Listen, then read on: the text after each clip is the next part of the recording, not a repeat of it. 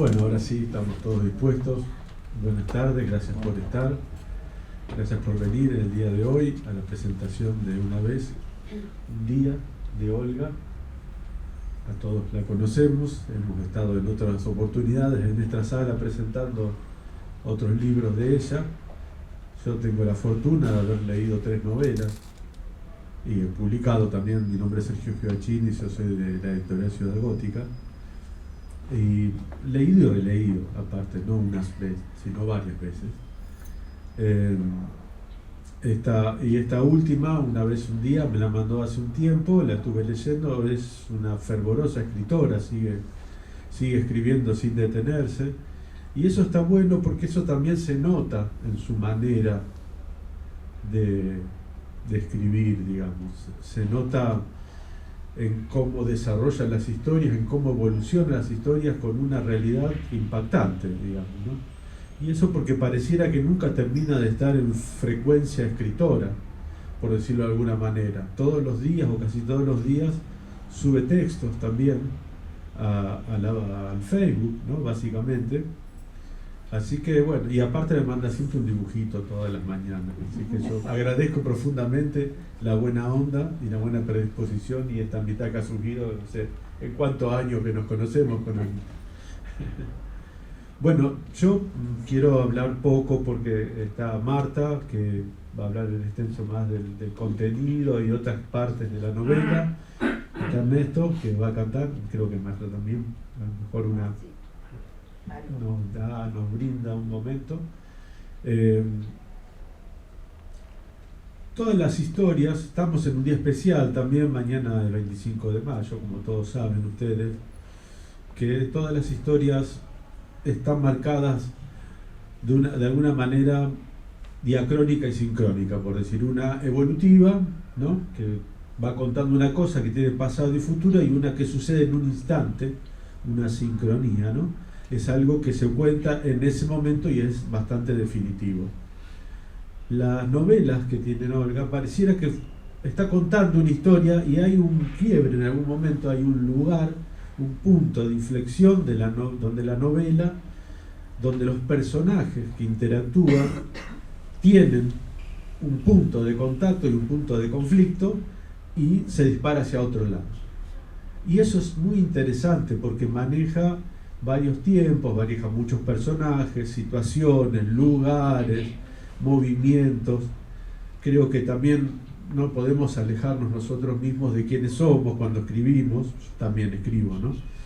Y de alguna manera casi todos los personajes, o una gran mayoría, tiene algo de nosotros o del entorno de nuestra vida.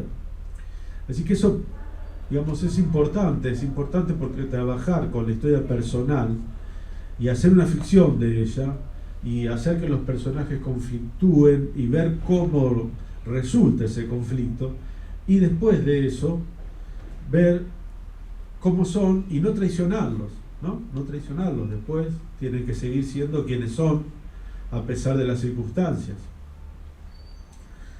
Así que bueno, la hemos leído 2 veces esta novela y yo se la recomiendo porque es atrapante. Uno empieza a leerlo y sigue el hilo de conductor de los personajes principales una y otra vez, y todo lo que se desencadena a lo largo de la historia en esta novela, que realmente es muy, ¿cómo les podría decir? Como ya les he hecho otra vez, que es como un tobogán, ¿no? Que una vez que te lanzaste hasta el final pareciera que no podés parar. No vale meter la mano al costado para frenar la historia, porque la historia no se detiene. Tiene esos momentos donde parece que todo va a estar impecable y bien, y se va a desarrollar como uno a veces piensa que la vida es algo que viene del pasado hacia el futuro, y nosotros nos movemos tranquilamente a través de ella como si fuéramos hormigas en una lisa hoja de papel en blanco. Sin embargo, no es así. La vida está llena de valles, de sierras, de montañas, y tiene altos y bajos. Todos lo hemos, supongo, de alguna manera vivenciado de esa forma. Y es así también como ella describe los personajes. Todos tienen sus altos, sus bajos, y hay días que están bien, hay días que están mal, hay días que, como todos nosotros, podemos afrontar la circunstancia a la que nos enfrentamos, y a veces tiene que pasar 1 o 2 días o 1 o 2 años hasta que volvamos a encontrarnos con esa circunstancia y poder ya tener la experiencia y trabajarlo. Así que bueno, estamos presentando la novela cuarta, me parece. Tercera novela.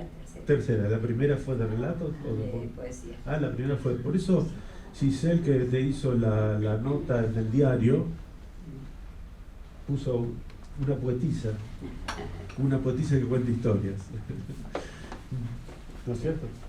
Sí, no, porque también me preguntó si hacía poesía y le dije que sí. Que claro, también. Bueno, amenaza con un libro de poesía, por lo menos.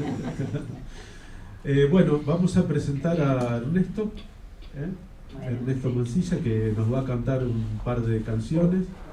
Siempre ya me dijeron que son de Conesa, ella es de Conesa y Marta de Conesa, si son todos conesianos. Sí, coneceros. Coneceros. Coneceros. Va a salir argentino.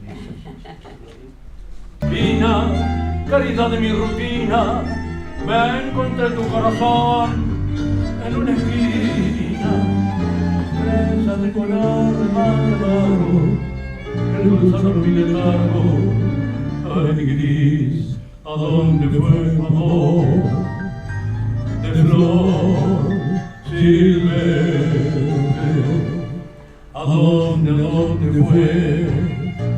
Después de amarte, tal vez mi corazón tenía que perderte, y así mi soledad se agranda por buscarte, y estoy llorando así, cansado de llorar, trenzado a tu vivir, con trenzas de ansiedad, sin ti, porque tendré que amar, y al fin partir. Pena, hija angustia de mi pena, frase trunca de tu voz que me encadena, pena que me llena de palabras sin rencor, llama que te llama con la llama de este amor. Trenza, seda dulce de tu trenza, en el sombra de tu piel y de tu ausencia. Trenza, los trozos de cuero crudo que me ataron a tu mudo. Adiós, ¿a dónde fue tu amor? De flor silvestre, ¿a dónde fue? Después de amarte, tal vez mi corazón tenía que perderte, y así mi soledad se agranda por buscarte, y estoy llorando así, cansado de llorar, trenzado tu vivir, con trenzas de ansiedad, sin ti, porque tendré que amar, y al fin partir.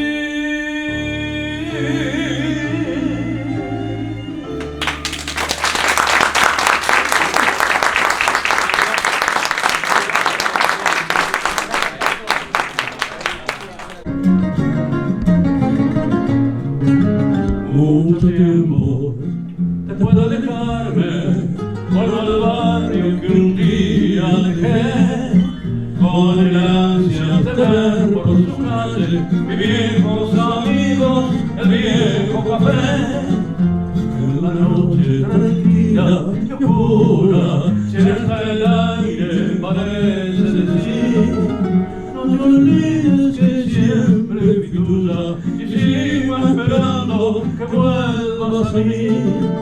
En esta noche vuelvo a ser aquel muchacho soñador que supo amarte y con sus besos ha perdido sus penas. Hay una voz que te dice al oído: no sé si has venido por ella que amaba mi qué triste es a la vez la soledad del arrabal, con sus casitas y los árboles que pintan sombra, sentir que todo le nombran, que ganas enormes me da de llorar.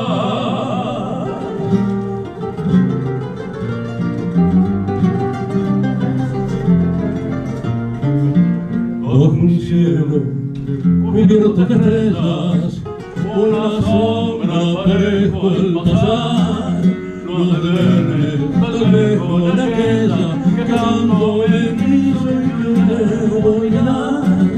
En la noche tranquila y oscura, si hasta el aire parece decir, para recordar que fui suya, si yo ya me espero que vuelva a salir. En esta noche vuelvo a ser aquel muchacho soñador que supo amar y con su verso que brindó sus penas. Hoy una voz que te dice al oído, yo sé que has venido por ella, que amar y que triste a la vez la soledad del arrabal, con sus casitas y los árboles que pintan sombra, sentir que todo le nombran, que ganas enormes me da de llorar.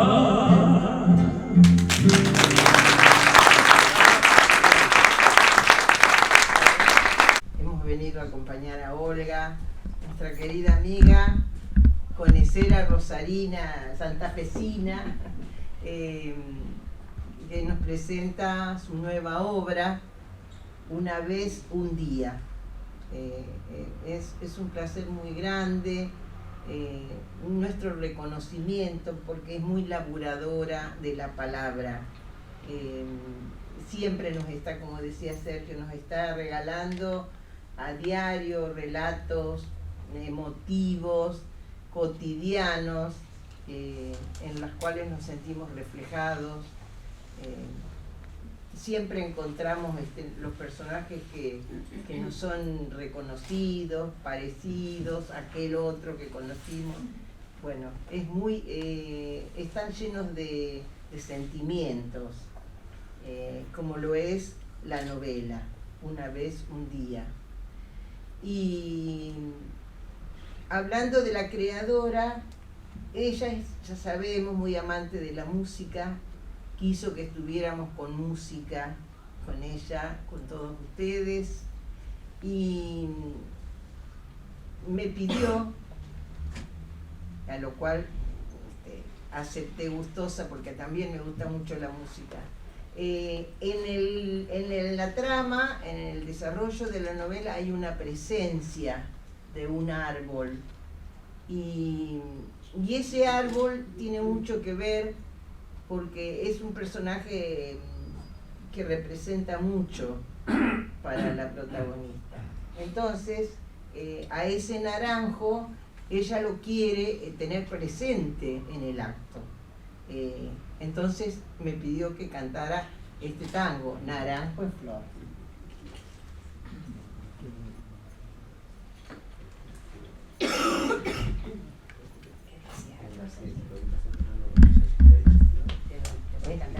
Sí, sí. Sí, es más cómodo.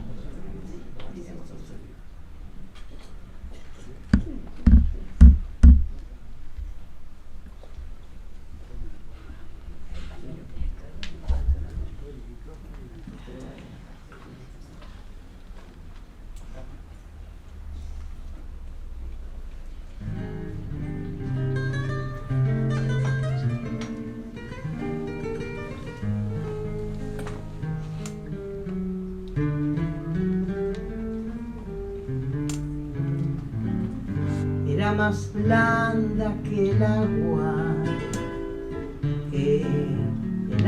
blanda, era más fresca que el río,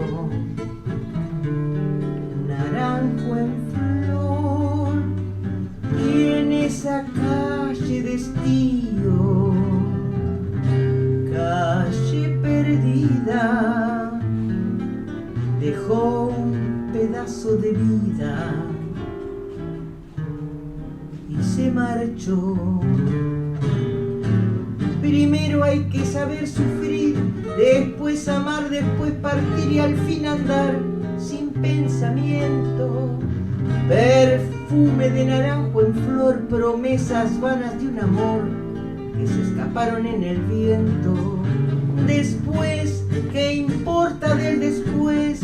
Toda mi vida es el ayer que me detiene en el pasado. Eterna y vieja juventud que me ha dejado acobardado como un pájaro sin luz. ¿Qué le habrán hecho mis manos? ¿Qué le habrán hecho para dejarme en el pecho tanto dolor, dolor de vieja arboleda, canción de esquina con un pedazo de vida, naranjo en flor? Primero hay que saber sufrir, después amar, después partir y al fin andar sin pensamiento. Perfume de naranjo en flor, promesas vanas de un amor que se escaparon en el viento. Después, ¿qué importa del después? Toda mi vida es el ayer que me detiene en el pasado. Eterna y vieja juventud que me ha dejado acobardado como un pájaro sin luz.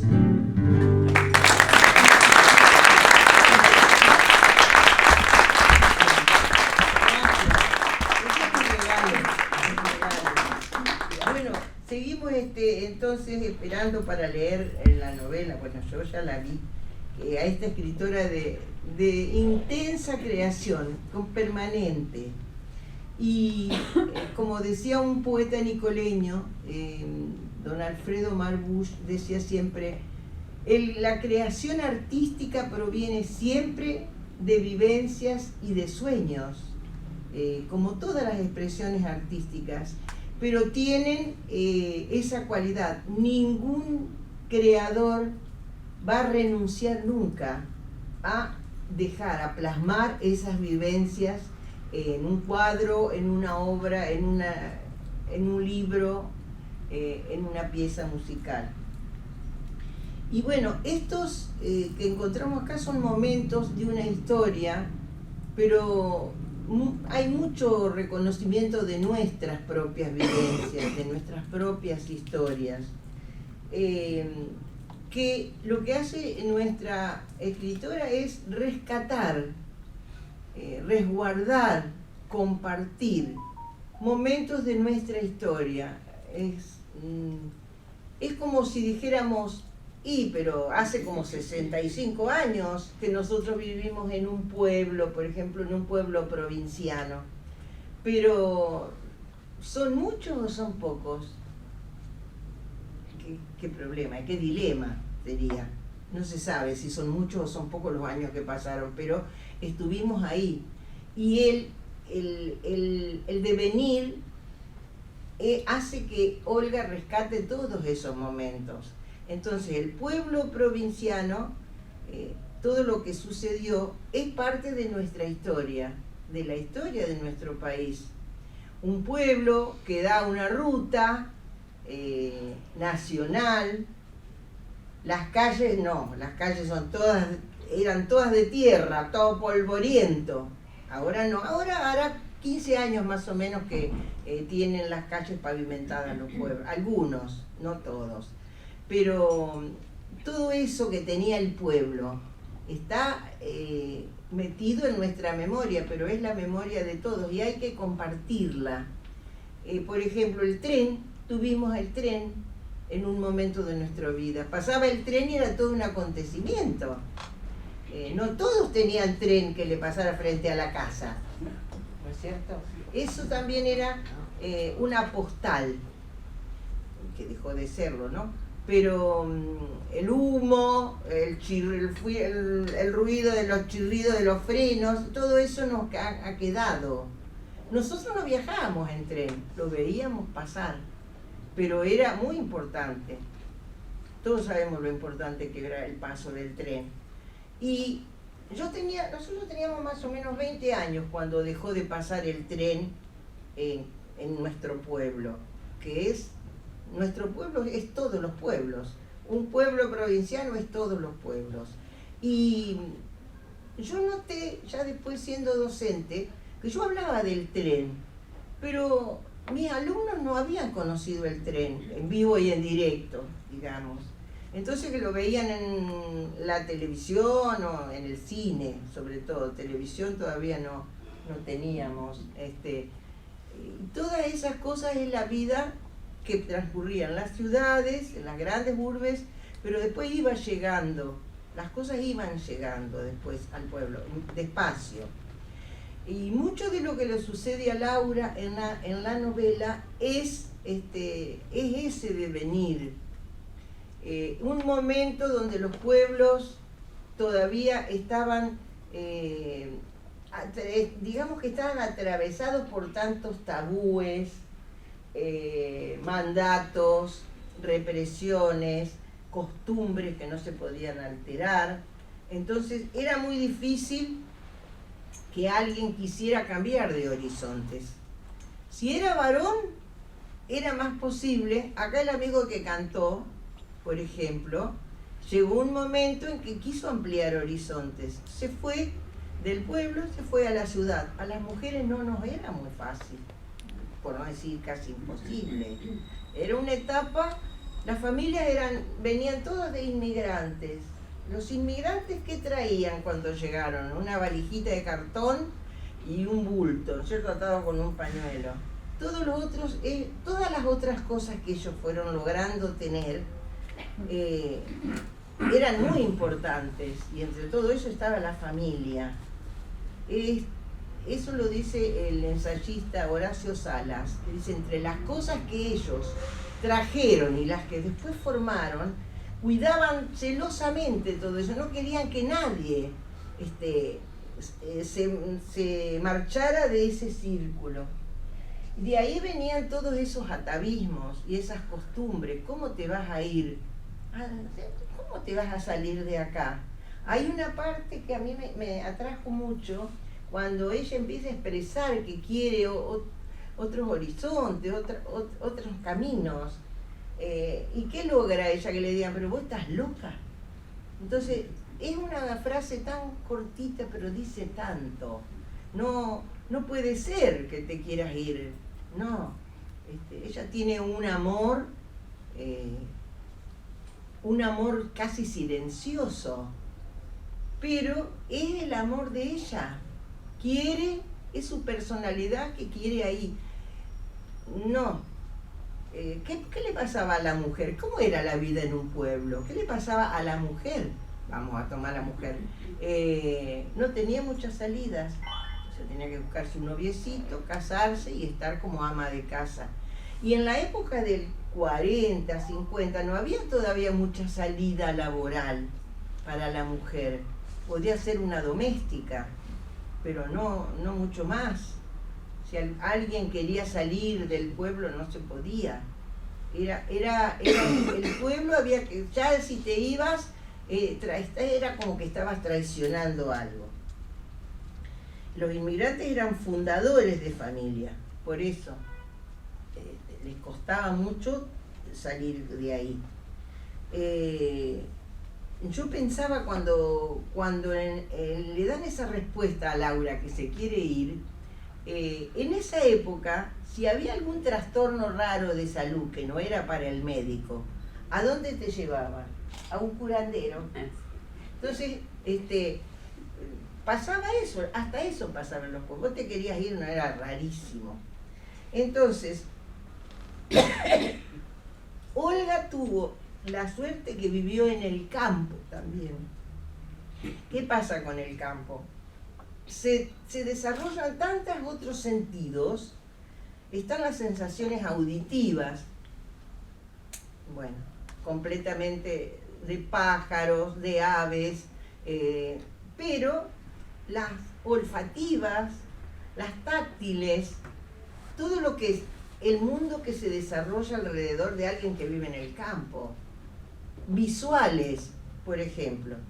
El papá de Olga decía, la nube pues era blanca, la otra porque era gris, la otra porque era un poco más gris, la otra era muy oscura. Yo tengo miedo que esto sea granizo, ¿no es cierto, Carlos? Pascual sabía, y eso lo trasladó, porque ella también. A ver, Sandra. ¿Vos sabés distinguir un huevo sano de un huevo podrido? Creo que no. No saben. Aplazada. Sumergiéndolo en el agua, sí. Sumergiéndolo en el agua, sí. Ah, bueno. Pero no teníamos el agua mal. No. Ah, O sea que después de venir del gallinero con el canasto lleno de huevos, ya había son saberes distintos, ni mejores ni peores, son otros saberes. Entonces separaba Olga los podridos, y eso ¿para qué servía? Y para atletismo hacíamos en la puerta, al lado de la tranquera. Tomábamos un espacio y a ver quién llegaba más lejos con los huevos podridos. Los otros habían quedado en la cocina. Esos son saberes de campo. Los chicos de ahora, como todos decimos, no saben, se creen que el pollo nació ahí en la góndola del supermercado. Por ejemplo, muchos escritores que nos han dejado todas estas costumbres y paisajes que han sido, por ejemplo, Benito Lynch, Mateo Bosch, Manuel Puig, Osvaldo Soriano y tantos otros. ¿Qué hacían? Rescataban también. Rescataban porque por lo general, como lo fue Guiraldes con El Segundo Sombra, El Segundo Sombra es una obra maestra también, pero porque tiene todas esas vivencias de campo, de gauchos.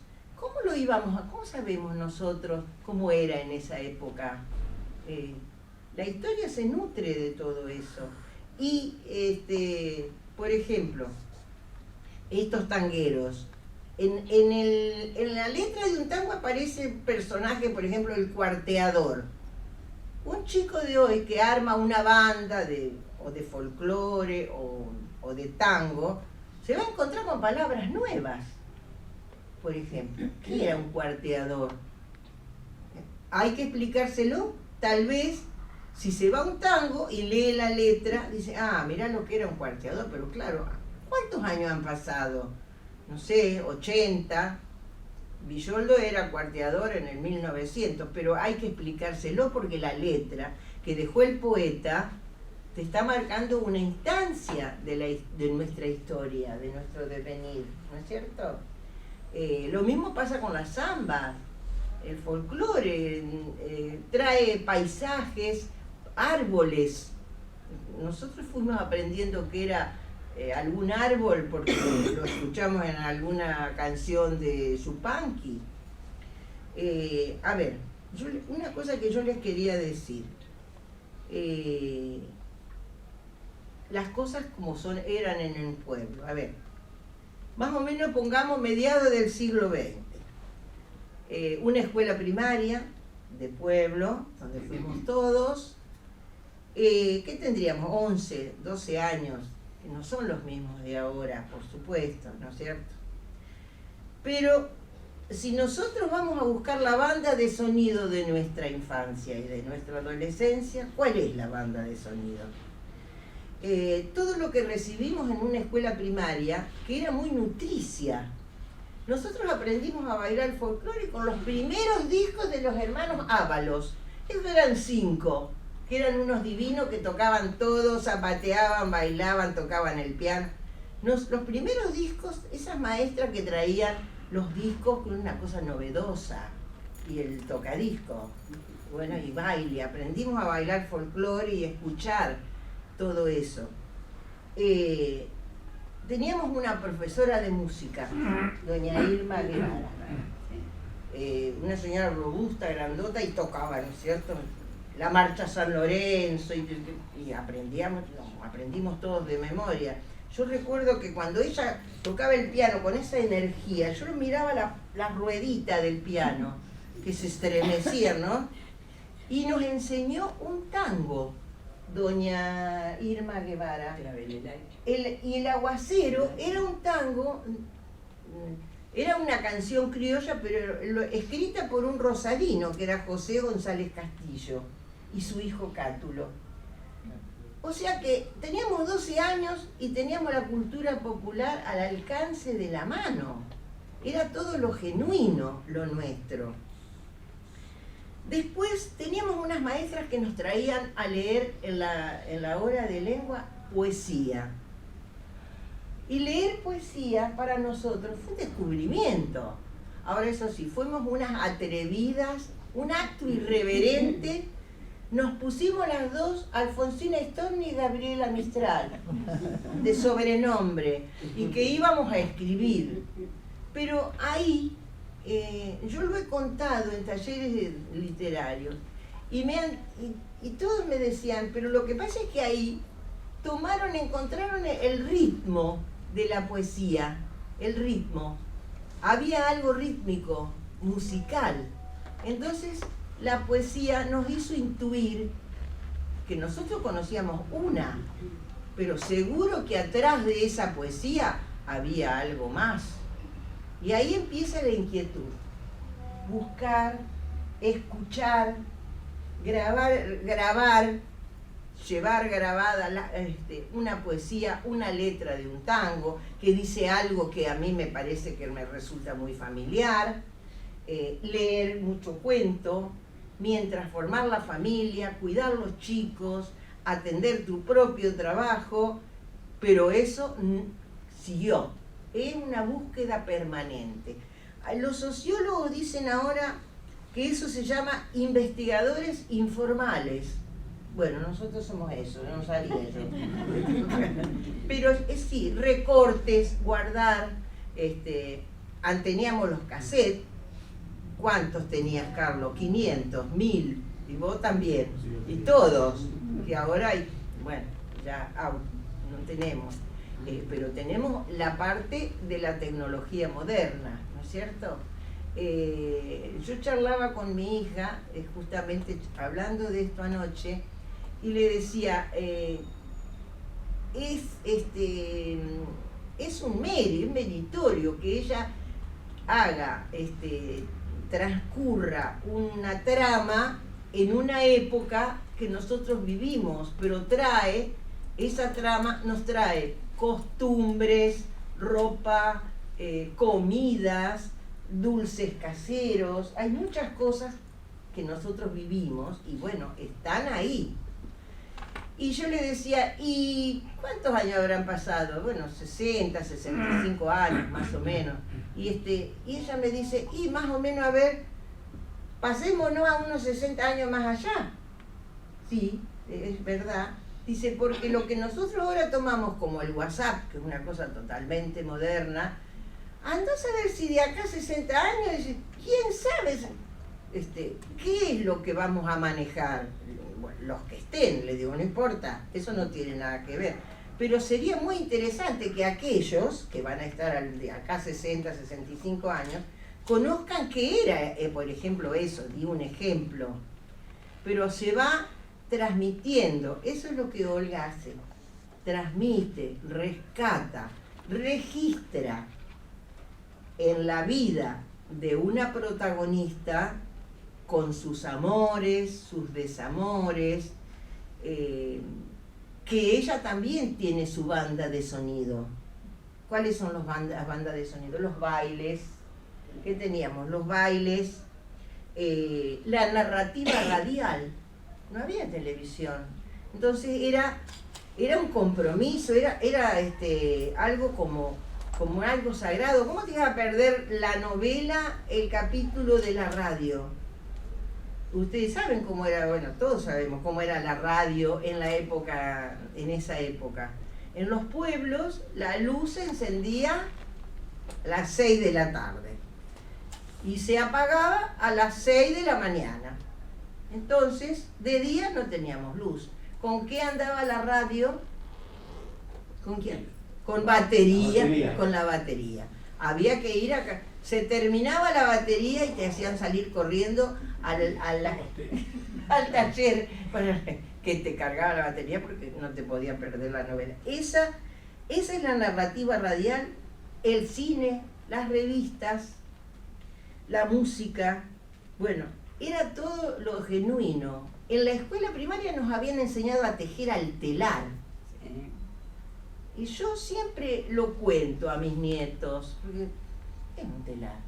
Es una cosa que lo tenía en un rincón del dormitorio, de la habitación, y se hacían maravillas. Todo eso era lo genuino que nos habían enseñado en la escuela primaria. Nutricia, rica, generosa, todo eso nos dio. Era la semilla. O sea que Olga es semilla, siembra y cosecha. Todo eso. Por eso digo que nunca cesó la búsqueda. Seguimos, ¿no es cierto?, con los recortes, ir a biblioteca, deseo de seguir creando y no dejándolo pasar, bueno, ya pasó, no. Es un intenso recuerdo, los bailes, los viajes, las circunstancias, como decía Sergio, que vive la protagonista, momentos de ansiedad, momentos de resolución. Las mujeres, a mis 15, 16, 17 años, no podíamos tomar resoluciones. Estaba todo supeditado a la persona que estaba, el jefe de familia. No se podía hacer nada. Muchas veces yo le digo a mi hija, hablando de las cuentas corrientes y de los créditos, digo, las mujeres, para empezar no había banco en el pueblo, después se abrió una sucursal, pero igual, ninguna mujer tenía acceso a sacar un crédito, no se podía. O sea, estaba supeditado a que el jefe de la familia dijera sí o no.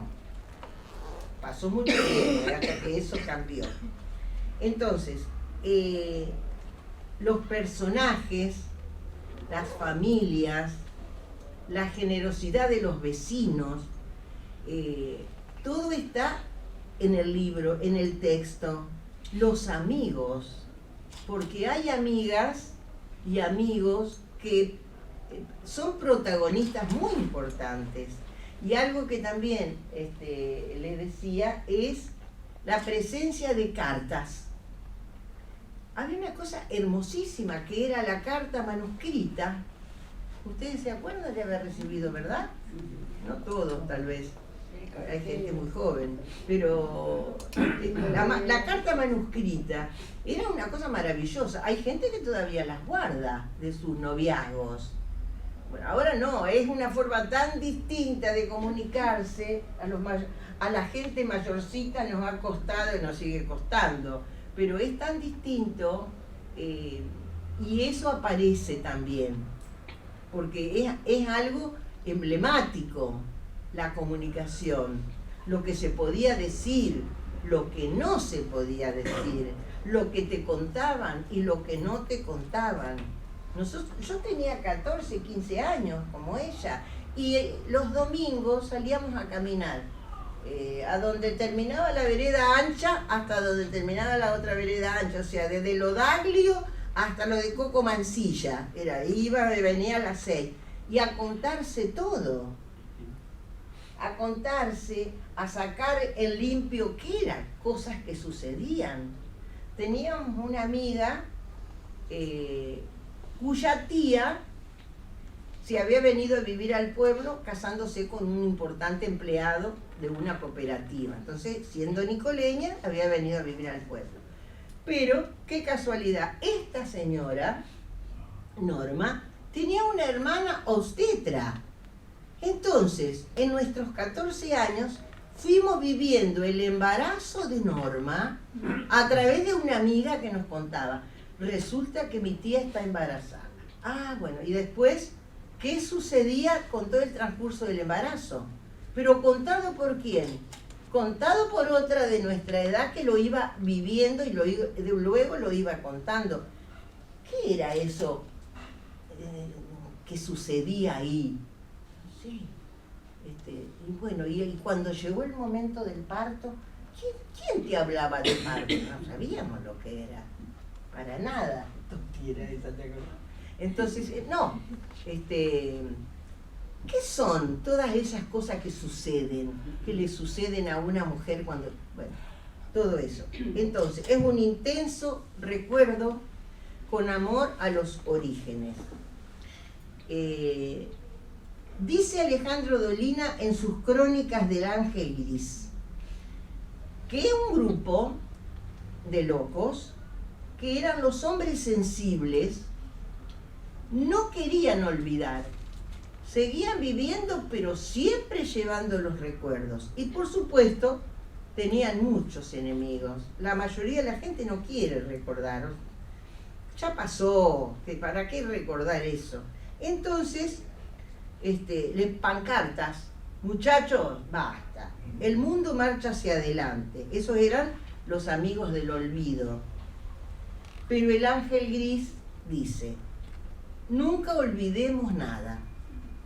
Ni el color de las corbatas perdidas, ni el olor a tiza, ni el calor del asfalto sobre los pies descalzos, ni el aroma de la untura blanca.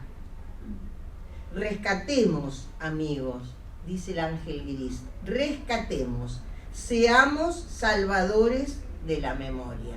Gracias, Olga, por rescatadora. ¿Algunos saben lo que es la untura blanca? A ver, ¿algunos saben lo que era la untura blanca? Sí. Sí. A ver, Beba. Era la abuela que venía y nos hacía los fomentos y luego la Cataplasma.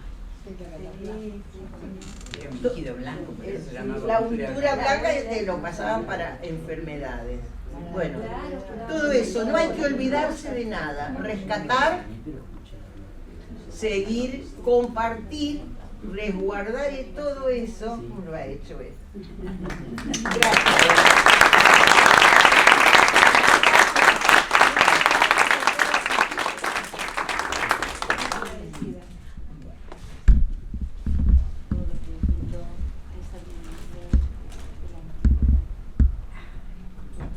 Bueno, qué difícil que es ahora seguir después de esta emoción que viví con los recuerdos de Marta.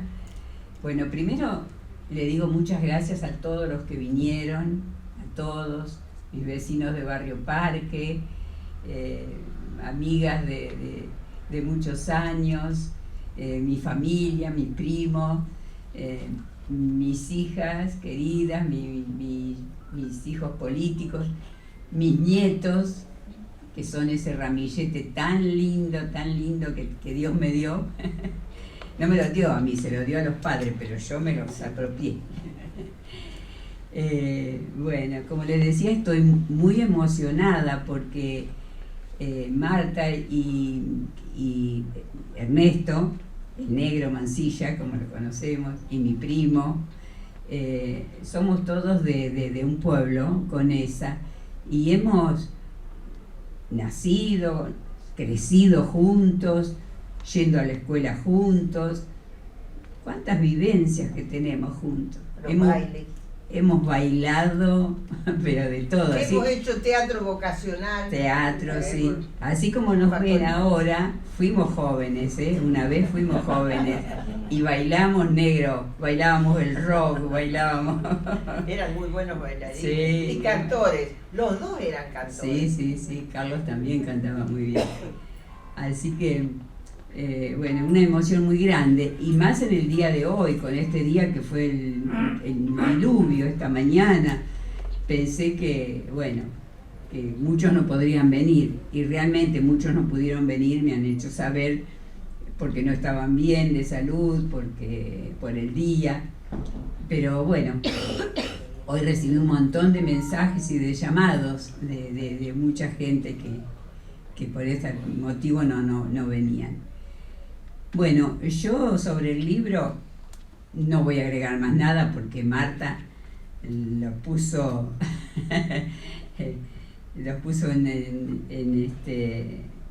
les informó bien de todo lo que transcurre en la novela.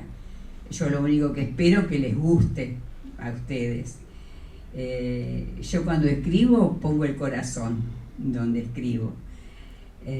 Realmente cada una de mis novelas las viví como propias, como si estuviese yo viviendo ese momento. Así que se pueden imaginar que es una parte de mi vida. Bueno, espero que les guste a todos. El año pasado, cuando presentamos en la casa de al lado, dije que seguía escribiendo para no morir en silencio. ¿Te acordás, Sergio, que dije así? Me acuerdo. Y te cito. ¿Eh? Y te cito. Cito, le digo a otras personas. Sí. Bueno, ahora digo que mientras tenga un poquito de lucidez, porque también con mis años uno va aflojando, pero mientras tenga un poquito de lucidez voy a seguir escribiendo, porque a mí escribir me ayudó a desalojar muchas penas que tenía en el corazón. Así que cada vez que escribo me siento acompañada por el personaje, por la historia, me siento acompañada y bueno, y la soledad ya no es tanta. Así que, bueno, no tengo más nada para decirles más que gracias a todos. Ojalá pronto pueda otra vez citarlos, que Dios me dé una chance de vivir un poco más, de poder citarlos para presentar otra de estas novelas. Los quiero mucho a todos, y los llevo en el corazón. Este momento no lo voy a olvidar nunca.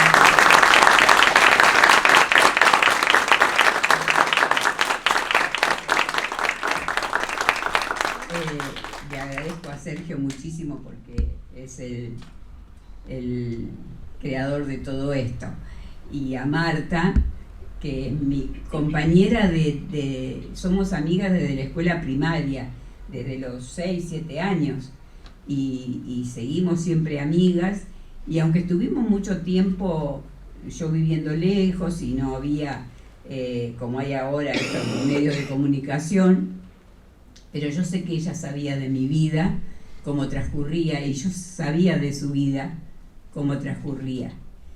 Y bueno, y con las vueltas de la vida estamos juntas otra vez y bueno, y estoy encantada de que ella me haya hecho el prólogo, porque es una parte de mi vida.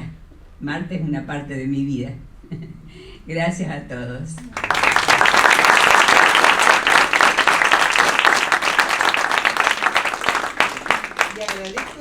Le agradezco mucho a Olga porque hay un personaje al cual le puso mi nombre. Con una pequeña cambio de letra. Sí, pero sí, es un orgullo. Ya casi ni paso por la puerta. Yo les quiero decir algo. Yo soy editor, ¿no es cierto? Hace 30 años, en agosto se va a cumplir 30 años de la editorial, y estas anécdotas yo no las sabía. Yo leo el libro independiente de esto, digamos, yo lo leo sin este concepto previo que tiene que ver con la relación de amistad o la historia o el origen del autor. Y a mí lo que más me importa es que la historia se sostenga, digamos, ¿no? Que esté bien contada, que tenga enganche, que se pueda leer, que esté, no sé, con los tiempos adecuados. Y más allá de todo lo emotivo y de lo hermoso que tenga que ver con los recuerdos y los tiempos compartidos, también está en la mano de ella, que es una escritora.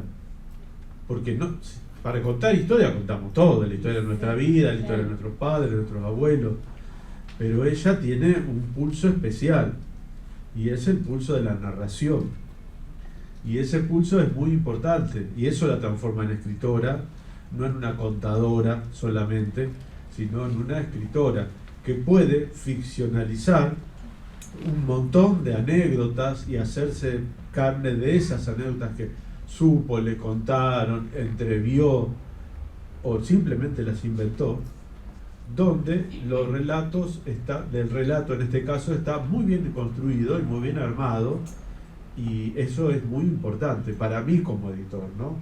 Más allá de esta situación que todos nosotros estamos viviendo, a mí me gusta como escribe Olga, más allá de todo eso, digamos, ¿no?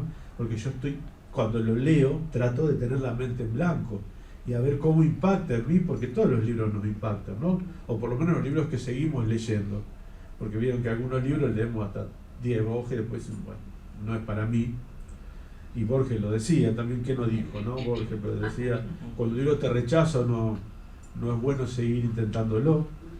Así que yo voy y leo y me hundo y la leo y después le hago sugerencias por los tiempos o cómo están manejadas las cosas, pero son detalles solamente, que el pulso de la escritora es lo que le da el ritmo y la cadencia a la obra, ¿sí? Y el interés también. Así que, más allá de todo eso, está muy bueno, léanla la novela porque es muy entretenida y emotiva, muy emotiva. Y recuerdo cuando yo era chico, teníamos un amigo, no me acuerdo por las palabras, que nos ponían el caminito, que decía caminito que aquel tiempo ha borrado, y él pensaba que ha borrado de un tiempo, era como babota, qué sé yo, nublado, o cosas. Él pensaba que era un tipo de tiempo, el tiempo ha borrado. Así que también, bueno, hoy lo googlearíamos, ¿no? Pero antes no había manera. Perdón, una cosa muy interesante, o sea, es los diálogos. Está construido en diálogos, sí, está construido en diálogos. Es muy importante porque es muy importante construir un diálogo y que el diálogo represente más cosas de lo que se está diciendo, digamos, la trascendencia del diálogo, que cuente una narrativa que se va progresando a sí misma, que se va sumando y va sumando cuerpo, sustancia a los personajes, ¿no? Porque en el diálogo lo vamos conociendo y esos personajes toman bueno, no va a salir la palabra. Gracias. Bueno, bien, estoy improvisando ahora. Y eso también es un logro, porque a veces los diálogos son aburridos, digamos, o no conducen a nada. Estos diálogos siempre apuntan a algo, siempre después definen una situación. Así que también, bueno, escribir con diálogos también es positivo, le da mucha dinámica. Le da una dinámica especial. Mucha dinámica sí. al narrado. Me acordé de otra cosa que mi amigo también no sabía. ¿Se acuerdan del folclore que decía ¿dónde iremos a parar si se apaga Valderrama? Claro, no es que él pensaba que se apagaba Valderrama. El fuego. Claro, o que se fallecía Valderrama, y en realidad era el lucero, que lo cita en la primera parte de la obra, ¿dónde iremos a parar si se apaga, Valderrama? Es muy importante la coma. Bueno, Ernesto, vas a cantar otra. ¿Querés este micrófono a lo mejor? Sí, acá él tenía como una resonancia, no sé si... A ver, primero Bueno, mejor voy a decir algo. que cambiara de lugar. Quiero agregar una cosa, la importancia que es en la escuela primaria tener maestros como los que hemos tenido nosotros y en esa época, que no había tanto material como tienen ahora por internet. No solo que nos enseñaron a bailar folclore, que bailamos de todo, gato, samba, pericón, la huella, el palito, de todo. Y teníamos una hora de canto y ahí, pero cantamos también desde Clavel del Aire hasta Anaí, sí, Anaí, muchísimos temas. Y es muy importante eso,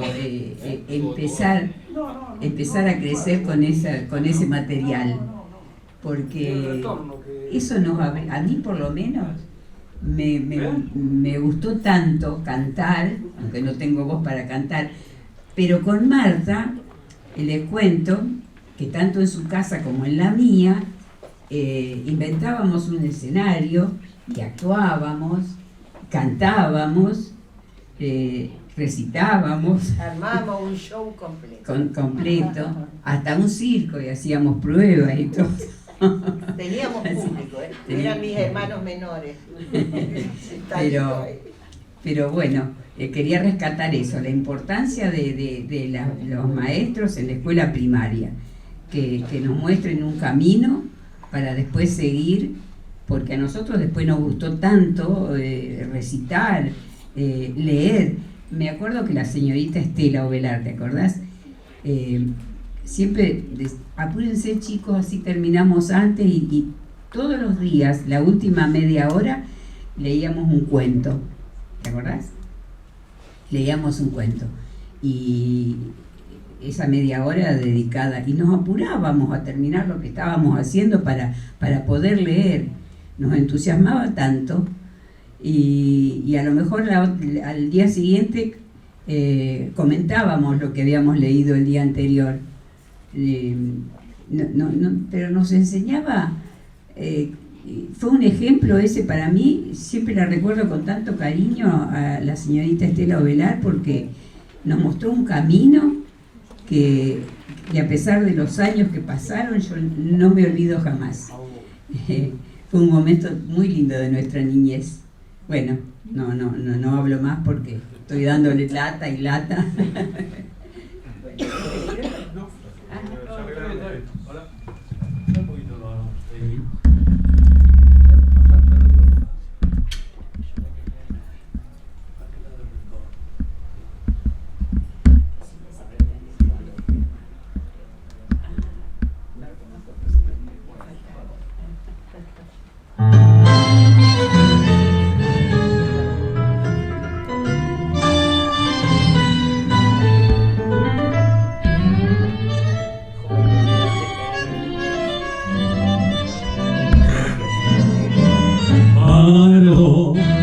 Tinta roja gris de la sed, emoción de ladrillo feliz, sobre mi callejón, como un borrón, pinto de esquina, y al botón, que en el ancho de la noche puso el filo, de la ronda con un broche, y aquel bozón carmín, y aquel fondín donde lloraba el tano sobre mi amor lejano, sus nostalgias de bombín. ¿Dónde estará mi arrabal? ¿Quién se robó mi niñez? ¿En qué rincón, luna mía, volcas como entonces tu clara alegría? Veredas que yo pisé, malevos que ya no son, bajo tu cielo de raso trasnocha un pedazo de mi corazón paredón. Tinta roja en el gris de la sed, tu emoción de ladrillo feliz, sobre mi callejón, como un borrón, pinto la esquina. Yo no sé si fue el negro de mis venas o fue el rojo de tus venas mi sangría, porque llegó y se fue tras el carmín y el grifondín lejano, donde lloraba el tano, sus nostalgias de bombín. ¿Dónde estará de arrabal. ¿Quién se robó mi niñez?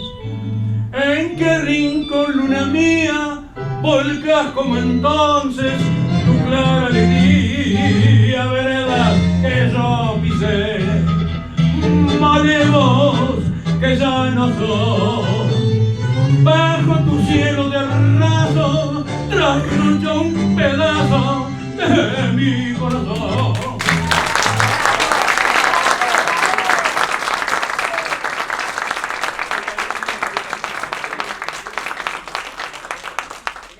Gracias por la invitación, Olga y Marta, mis dos grandes amigas de la infancia. Y muy contento por haber venido y estar junto a tu gente. Les das a saber todo lo que te aprecio. Y gracias a todo el público presente. Y nada, que nos veremos pronto otra vez. Les dejo este último temita en tango y Vamos, maestro.